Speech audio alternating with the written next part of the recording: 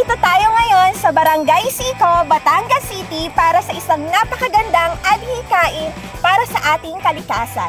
Alam nyo ba guys, na dito ang dating dumping site ng Batangas City? At ngayon meron tayong goal to plant more than 100 native trees so that together we can restore this old landfill and keep our city green. Kaya naman guys, samahan nyo kami as we give back to our community and to our Mother Nature. Together we plant, together we grow. Let's go! Today is the perfect activity para matulungan natin ang ating kapaligiran, hindi lamang para sa ating sarili, at sa mga susunod pang mga henerasyon. Magtatanim na tayo, ito ay hindi-biro.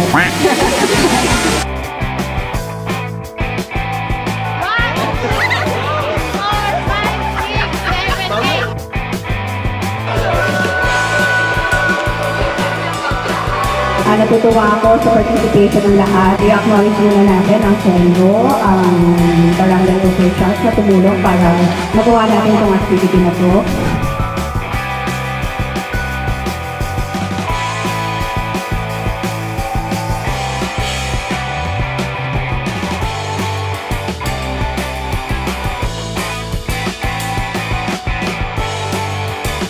This time, ay ibabalik natin kung ano ang para sa environment. So, tutulungan natin na magtanim.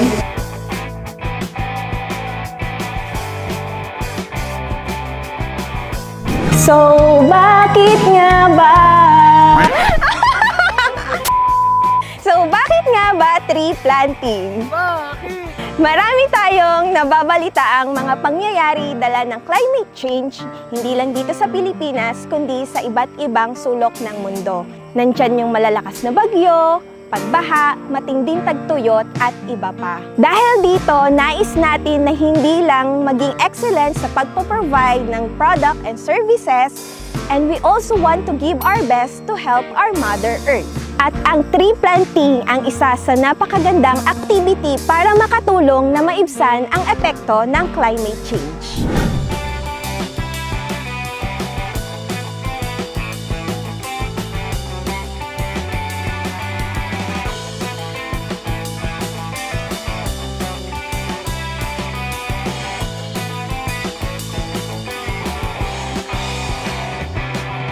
For this tree planting activity, nakipagtulungan tayo sa Batangas City Environment and Natural Resources Office o Senro at sa barangay officials na kung saan they are very supportive din sa ating advocacy na ito. One of their projects ay ang rehabilitation nitong Old Batangas City landfill na nag-serve bilang tapunan ng mga basura 15 years ago. And as we plant 110 native trees, yakal, nara, dao, and mulave that symbolizes strength, endurance, and the Filipino spirit, ating ibabangon at bibigyan ng kulay ang lugar na ito.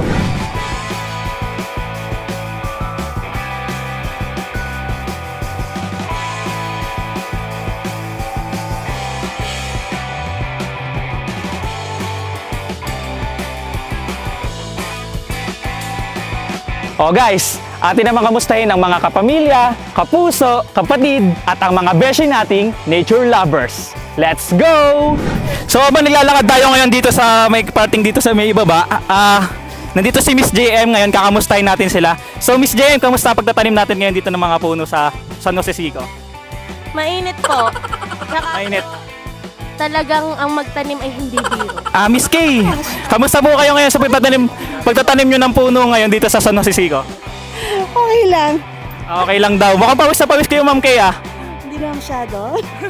Blooming na blooming pa rin habang nagtatanim si Ma'am Kay. So Ma'am Kay, ano po ang pangalan ng puno natin na naisip na pangalan? Puno daw ng pagmamahal. Okay, puno ng pagmamahal. Halatang-halata naman po sa mukha niyo, Ma'am Kay, na puno po pagmamahal. So Miss Mitch, kamusta ang pagtatanim ng puno natin sa San Jose Sico?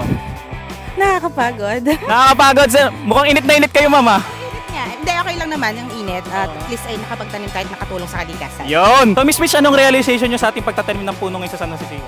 Siguro yung mga nagpuputol ng puno basta-basta. Ay, ang hirap palang magtanim. Okay. So, alam niyo naman natin guys, kung ano talaga kahirap na magtanim talaga ng puno. So, sir, anong mga na-realize niyo sa pagtatanim ng puno ngayon?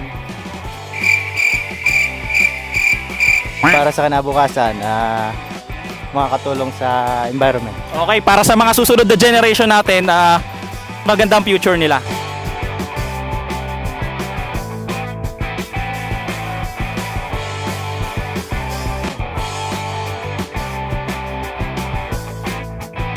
celebration po ng ating International Coastal Cleanup, siguro naman yung activity nyo today, Ika-line din po. So, ang hinuho po namin palagi na pagkatanim po natin ngayon, huwag po natin kalimutan na balikan po yung tinanim. Kasi hindi po tree planting dapat yung ginawa natin lang. It's tree growing. Pinangalanan namin yung aming puno ng kambal, si Wiwi at si Toto. Kasi, together we plant, together we grow.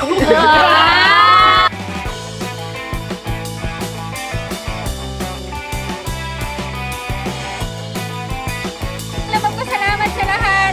Natapos tayo ng masaya. Natapos natin na itanim lahat natin yung mga puno.